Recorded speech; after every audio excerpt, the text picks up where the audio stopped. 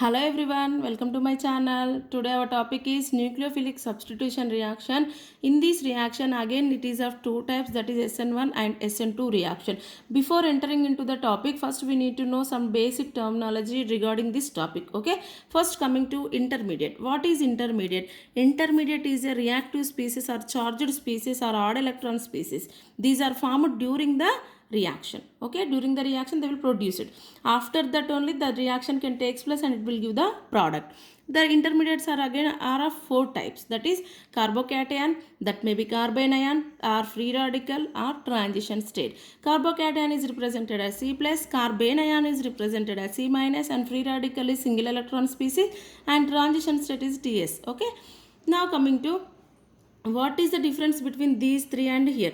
What is carbocation? Means here the positively charged carbon species are called as carbocation. Okay, here small difference is there between these three and transition state. So transition state is more energy, contain more energy and less stable. Okay, some little bit than this one. Okay,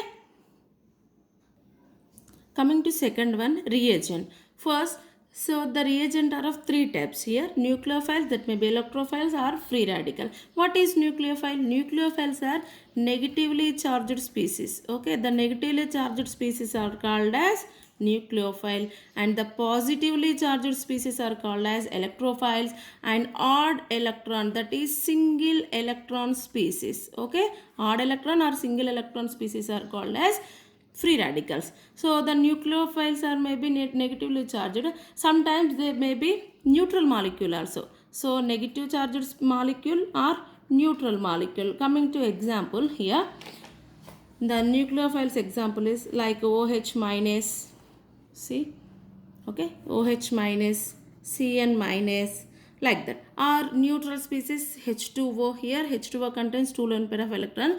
Next one, they can donate electrons. Okay, next one NH3 also. So these are the nucleophiles. Coming to electrophiles. Electrophiles are the positively charged species, that may be positively contained charged species or neutral molecules also. Here also. So copper plus 2, iron plus 2, all positively charged metal ions.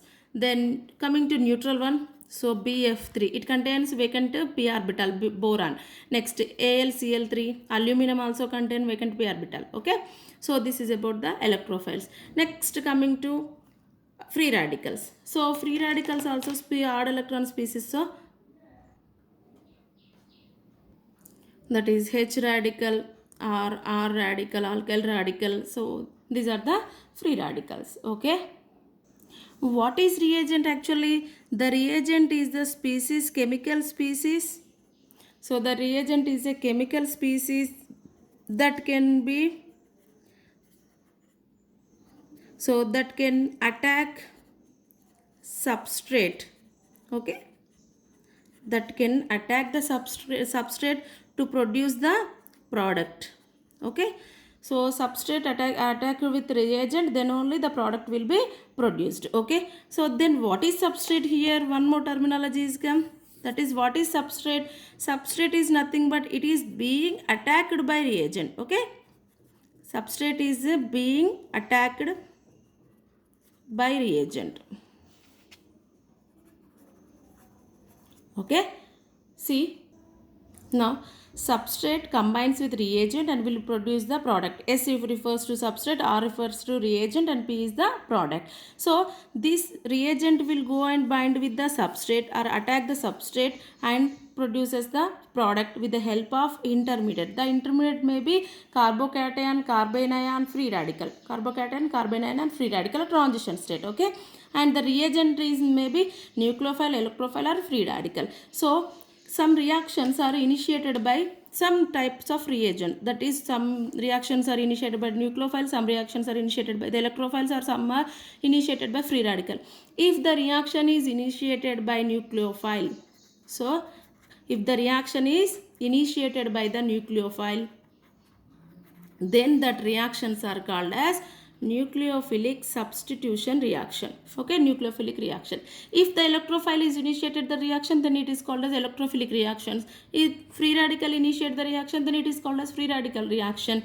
Okay, coming to substitution. In substitution, he see some of the substrate molecules are replaced or substituted by the reagent part. Some part of the substrate is substituted by the reagent part. So that type of reactions are called as substitution reaction. Okay, here the nucleophile is initiating the reaction and here the substitution takes place. So that it is called as nucleophilic substitution reaction. Okay, now entering into the topic, see nucleophilic substitution reactions are of two types again. Okay, coming to SN1 reaction. SN1 means unimolecular nucleophilic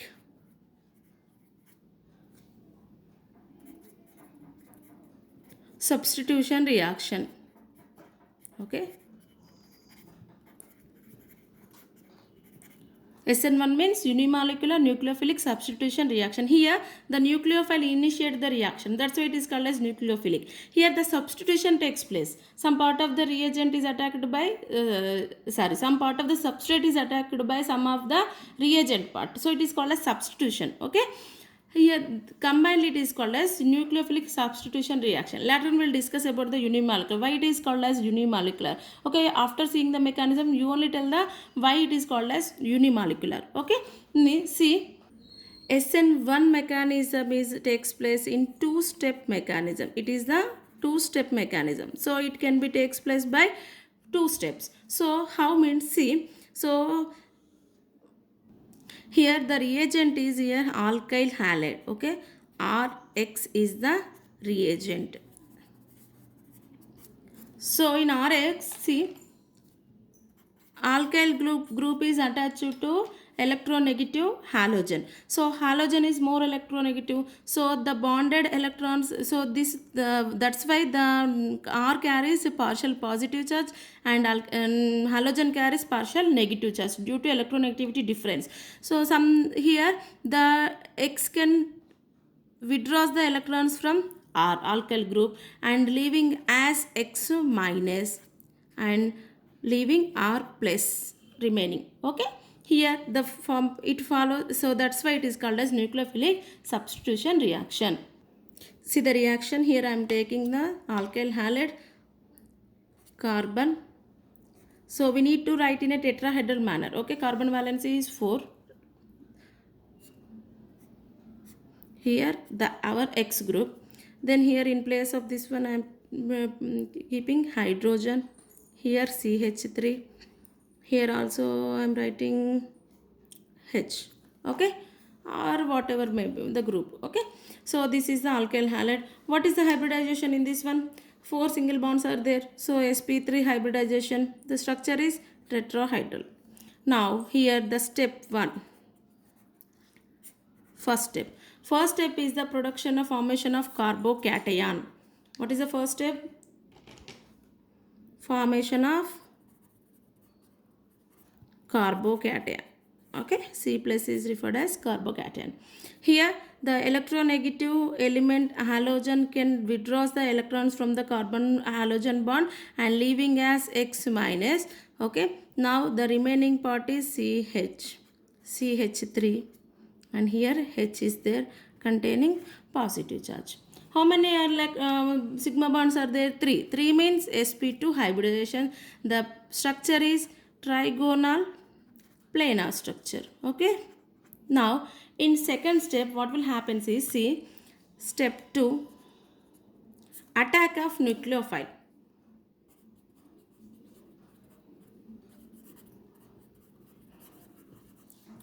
The nucleophile can attack here.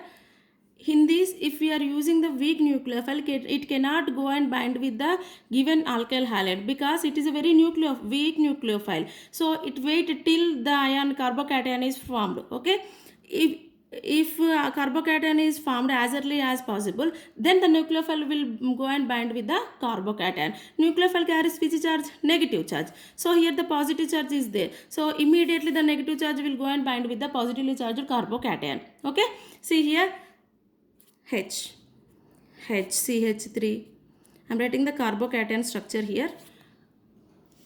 Next, our nucleophile Nu minus. I'm writing as Nu minus, that refers to nucleophile. Okay, this nucleophile may come and attack from front side like this, or this may be attacked from back side also. There is a possibility, there is no distortion between the nucleophile and the alkyl group, so it can be attacked from front side or it can be attacked by back side. If it can be attacked from front side, we will get the product like this. Okay, nucleophile. Plus here, if it is attacked by back side, this is path is A, if it is B, then this is a A product. And next coming to H, here CH3 is there, and here our nucleophile, and here H is there. Okay, it is B. If we pass the plane polarized light, if we pass the plane polarized light towards this molecule can rotate the light towards the clockwise, right hand side or clockwise. It is called as optically active molecule. And it is, if we are passing the plane polarized light, PPL light, towards this molecule can rotate the light towards the anti-clockwise side. Okay, these are the optically active molecule, and these are called as racemic mixture. Very, very important, racemic mixture. So in which reaction racemic mixture is formed? During the SN1 reaction, the racemic mixture will be produced. Okay, this is about the SN1 reaction. Okay, now coming to summary of the reaction. So what is the summary of the reaction? See, SN1 reaction is two-step mechanism. Coming to here, one more point. So here slow step is the first step. First step is the slow step and it is the rate determining step, RDS step. So the rate of the alkyl halide, R is refers to rate. Okay, rate of the reaction is depends on the concentration of the alkyl halide takes place. Okay, so here this is very, very, very, very important here. Rate determining step only determines the rate of the reaction. It is a slow step. Okay, slow step means it is a rate determining step. Here in slow step, the rate of the reaction directly proportional to the concentration of the alkyl halide taking place. So it does not depend on the nucleophile. Okay, here we are using the weak nucleophile in SN1 reaction. So that's why it is does not depend, rate does not depend on the nucleophile present. So it only depends upon the alkyl halide concentration. So that's why it is called as unimolecular. Okay, here the molecularity is 1. So that's why it is called as unimolecular, and the order of the reaction is also 1 for SN1 reaction. Okay, the order can be measured experimentally. We cannot say the order of the reaction by seeing the reaction mechanism. Okay, next coming to this one, unimolecular. So here the first step is SN1 reaction takes place in two-step mechanism, and the molecularity of the reaction is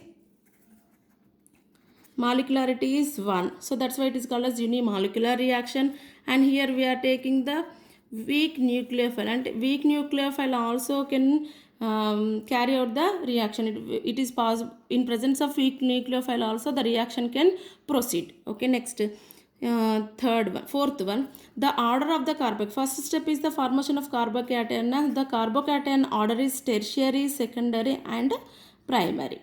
Okay, so this is about the SN1 reaction. Next, coming to SN2 reaction. SN2 reaction, it is called as bimolecular nucleophilic substitution reaction. Now coming to the reaction, here I am taking the alkyl halide like this, and here we are using the strong nucleophile. So the nucleophile is a strong, so it does not wait until the carbocation is formed. So it directly attacks the molecule. So from the back side, here the front side the alkyl halide is present, so that's why it is attacked the back side.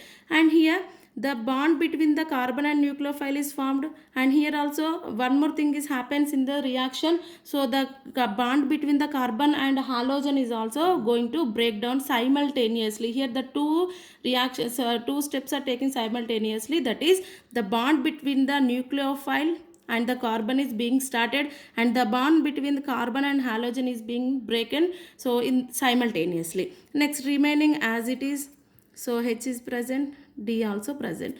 Okay, here what is the hybridization in this one? So sp3 hybridization, tetrahedral structure geometry, and here it is called as transition state. Okay, transition state, it is unstable compared to carbocation carbanion. It is little bit unstable because it is having the high energy. Always remember, those species which contain high energy, that will be very less stable, that contain less stability. Next, here what is hybridization? Here there is no bond between the nucleophile and carbon, so don't count the bond, these bond. So remaining bonds are 3, so it is sp2 hybridization, but the geometry is trigonal bipyramidal geometry. TBP means trigonal bipyramidal. Okay, next, coming to next step, here the halogen bond is going to break and product is formed, that is nucleophile. Here carbon, here CH3, here hydrogen, and this one D. So this is the product. Okay, here observe one thing, there is no possibility to form bond from the front side, because here there is no bond breakage of carbon and halogen. There is no place to form attack the nucleophile from the front side, should attack from the back side. Here the product is inverse to the original product. Okay, so that's why it is called as inversion product. Very very important. What is the product obtained in SN2 reaction? In SN2 reaction we get inversion product, and first time it was observed by Walden scientists, so it is called as Walden inversion. It is called as Walden inversion. Very very important. It will occur in SN2 reaction only, inversion product. Okay, now coming to this one. So here SN2 reaction takes place in single step, right? Single step with formation of transition state. But in SN1 it takes two-step mechanism, and here the carbocation is the intermediate. What is the intermediate in SN2 reaction? Transition state is the intermediate. But in SN1 reaction, carbocation is the intermediate. Okay, SN2 transition state is the intermediate, right? Coming to third one, here alkyl halide. So if we take in SN2 reaction, if we take the tertiary alkyl halides, means here the bulk group is present. The carbon which it attached to the halogen is attached to 3 more carbons. Oh, here the bulkness is more. Okay, here bulkness increases if we take the tertiary alkyl halide. So the attacking of nucleophile from the backside is occurs the distortions or repulsions between the, here the steric hindrance will occur between the carbon alkyl group and nucleophile. So there is no possibility of occurring the SN2 reaction if we take the tertiary alkyl halide, right? So here if we take the primary alkyl halide, that is very easy way to attacking of nucleophile to the carbon, and here the bond breakage of carbon and halogen is also takes very simply. Okay, so that's why the alkyl halide order is primary, tertiary, then secondary, tertiary in SN2 reaction. But in SN1 reaction the carbocation is formed. So if the carbocation stability is tertiary, secondary, then primary, so like that only alkyl halide present, tertiary, secondary and primary alkyl halides in SN1 reaction. Next, coming to here, in SN2 reaction inversion of product occur. Product is inversion product. Here the racemic mixture is the product. What is the product in SN1 reaction? Racemic mixture is the product. If see how can we find out the inversion, means if in the given reaction the halide is present in the front side, like here thick line represent front side, and in the product we'll get the dotted line. Okay, back side of the halogen. If the halogen is present in the dotted line, the in product the nucleophile is present in the thick line, so that is the inversion. Okay, now coming to nucleophile. Here strong nucleophile favors the SN2 reaction and weak nucleophile favors the SN1 reaction. Now coming to very very important, solvent. So solvent also plays key role in determining the product in SN1 and SN2 reaction. Next, Coming to the solvent also plays key role in the prediction of product in the SN1 and SN2 reaction. Solvents are of two types, that is polar solvents and non-polar solvents. What are non-polar solvents? So in non-polar solvent there is no electronegativity difference between the atoms. Okay, similar atoms are attached together and form attached together in the non-polar solvents. Okay, there is no difference in the electronegativity. But coming to the polar solvent, here the clear electronegativity difference present in the atoms. Okay, examples of non-polar solvents here: n-hexane, benzene is a non-polar solvent. In hexane, coming to example here, n-hexane like this. So here carbon is connected together and there is no electronegativity difference between the connected atoms in the molecule, so it is a non-polar solvent. Benzene also, these are the examples for non-polar solvents. Coming to polar solvents, so very important, polar solvents plays key role in SN1 SN2 reaction. Okay, now coming to polar solvent, here the electronegativity difference between the atoms is clearly present. And polar protic solvents, polar aprotic solvents, again polar solvents are of two types, that is polar protic solvent simply PP, polar aprotic solvent simply PA. So what is polar protic solvents? Polar protic means here they're ready to release the H plus ions. Okay, they're readily releases the H plus ion. Polar aprotic solvents means what? Here there is no hydrogen, they do not contain hydrogen directly attached to electronegative atom. They contain hydrogens but they are not directly connected to the electronegative atom. Okay, that is a main difference in polar protic and polar aprotic. Coming to example here, examples were very important. First one is the acetone. So what is the structure of acetone? CH3, C double bond O, CH3. Next, second one is DMF, dimethyl formamide. The name is dimethyl formamide. Structure is here N double bond O H, sorry, C double bond O H. Next N, here methyl. This is the dimethyl formamide. Next, coming to third example here, DMSO, dimethyl sulfoxide, that is CH3 S double bond O CH3. So this comes under polar aprotic solvents. Okay, next coming to polar protic solvents. So they are ready to give the H plus ions easily. Okay, ROH, alcohol, so hydrogen can leave easily because it directly attached to electronegative atom. Okay, next here also hydrogen is present but it directly do not connected to interconnected to the electronegative atom. Here the oxygen is the electronegative atom but the hydrogens are present to the carbon. Next, coming to here RCOOH, acids. Next one H2O. Next NH3. These are the polar protic solvent. And next AgNO3. AgNO3 in presence of aqueous AgNO3. Very important. Aqueous AgNO3 comes under polar protic solvent. Now coming to topic. Here solvent. Which type of solvent favors SN1, SN2? Here polar protic solvents favors SN1 reaction and polar aprotic solvents favors SN2 reaction. So DMSO, DMFO, acetone.